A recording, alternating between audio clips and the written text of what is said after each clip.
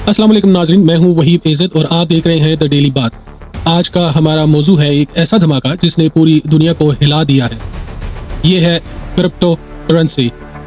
Doge coin, Solana, Ethereum, bitcoins और हज़ारों coins. कहा जाता है कि ये फ्यूचर ऑफ मनी यानी आने वाले वक्त की करेंसी है। लेकिन सवाल ये है कि क्या ये वाकई आज़ादी है या एक नया आलमी धोखा। पाकिस्तान, भारत, यूरोप और अमेरिका में लाखों नौजवान अपनी जिंदगी की जमा पूंजी लगा रहे हैं। कुछ रातों रात करोड़पति बन गए तो कुछ लम्हों में बर्बाद हो गए। ये है वो खेल जो नजर आता है चमक दमक से भरा, लेकिन अंदर से एक अंधी खाई है। नाज़रीन, जब बिटकॉइन पहली बार आया तो लोग इसे मजाक समझते थे, लेकिन आहिस्ता आहिस्ता इसकी कीमतें बढ़ गईं। $10, $100 और फिर $1000। इसके बाद Shiba, Dogecoin, Solana, Ethereum जैसे कॉइन्स आए।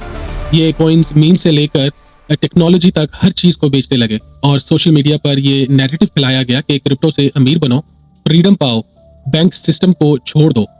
लेकिन सवाल ये है कि ये वाकई फ्रीडम है या फिर एक नया ट्रैप जिसमें आम आदमी अपनी दौलत जुए की तरह हार रहा है। नाज़रीन, क्रिप्टो के सबसे बड़े प्रोमोटर्स कौन हैं?